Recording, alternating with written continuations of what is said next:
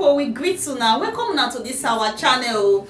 If na the first time when I waka jam this our channel, make una follow us, make una like our page, and make una help us to share our videos. Una know say na ogbonge updated news, breaking news, correct story. That we dey carry come for una for here. So if you never subscribe to our YouTube channel, make una rush go subscribe and also turn on the notification bell so that anytime we like say we drop updates, una go dey notified. Anyway, my people, make we enter the updates and the tori wey we carry come for una like this. Make una watch. Yes, so my people, NBC Nigeria Broadcasting Commission, they don issue final warning to Arise News. They talk say Arise News dey always dey carry people dey come their show come dey talk against this administration.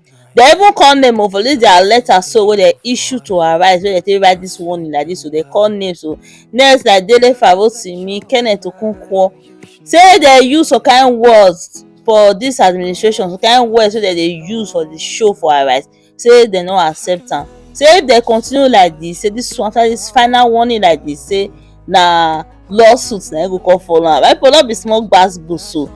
Even Atiku sef don still talk for this media matter, say this administration no want make they carry their yansh dey come out. Meanwhile, they use other TV stations say they carry other people yansh dey come out, but when e reach their turn, they find the way wey they take cover am. Anyway, my people, I no go talk too much. I go play una this video now, make una watch, make una lis ten for my right.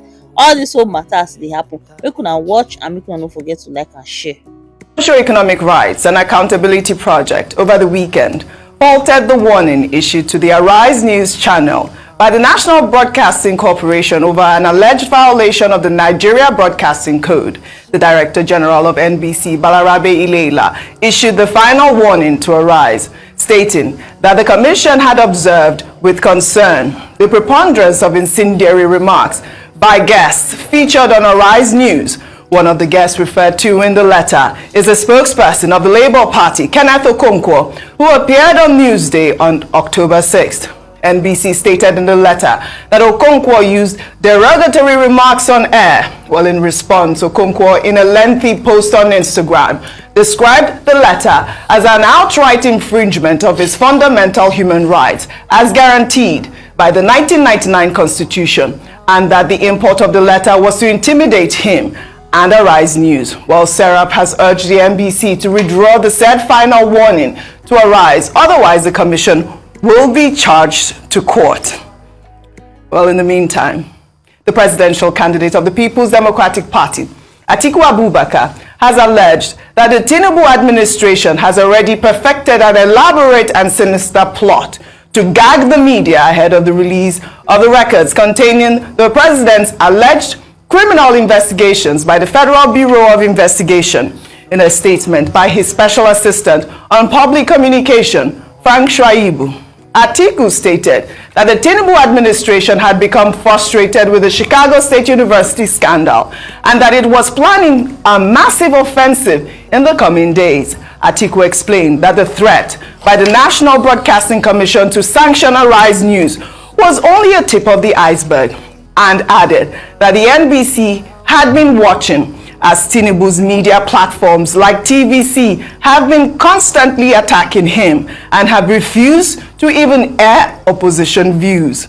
Atiku also stated that back in February, the NBC tried to show a bit of fairness and fined TVC for unprofessional broadcasts, including the airing of the Joint Media Directorate of the APC Presidential Campaign Council press briefing, where Festus Keyamo said Obasanjo and Atiku ran a criminal enterprise and an empire of fraud in Abuja. But that since Tinubu became president on May 29th, the NBC has become more partisan than ever. Over to you, Rufai. I mean, what is good for the goose is good for the gander, isn't it? For the goose is sauce for the gander. Yeah. Real quickly. So, generally speaking, there should be a great deal of media regulation in Nigeria.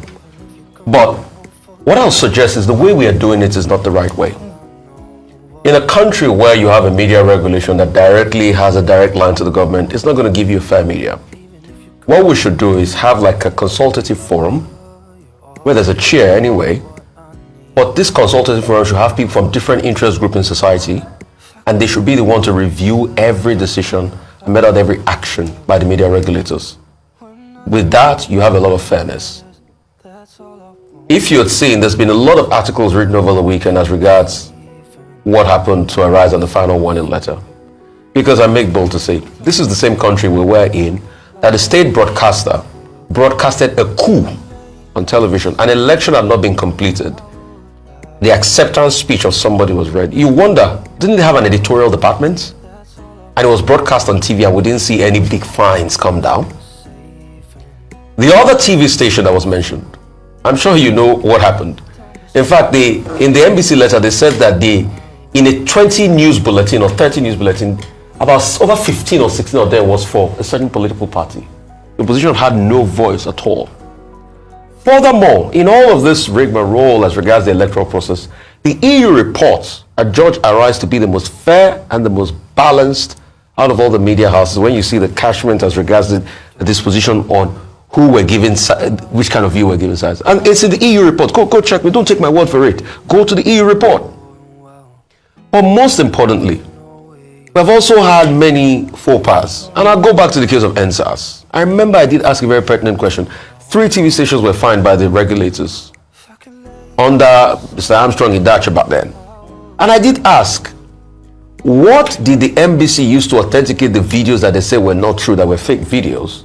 Till today, there's no technology as regards that they came out in their position for. But most of those videos were verified by various verification tools out there because it was online, it was digital. I think what we should do is we should make a National Broadcasting Commission more independent of the government. Because you see, if you still have it in such a way that it's couched that the minister can just make a ring and says, oh, look at them, you will have cases of not being fair. Furthermore, they talked about the election campaign, they talked about the case of Dino Melai and all of that. I remember, and they said we put it back on watch. I remember how we berated Dino Melai here on What's Trending and said what he did was, but you see the fun, they don't see it.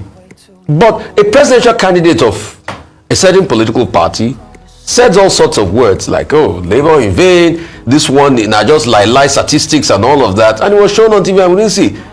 A vice presidential candidate of a political party at some point called the sitting vice president ice cream seller in this country.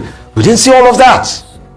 All we just want for is a great deal of fairness. But in this iteration of what the NBC is, you can't have that level except we have a consultative body that reviews every media decision in the country. Right. That's just it. But as regards the feedbacks we'll take our feedbacks and introspect.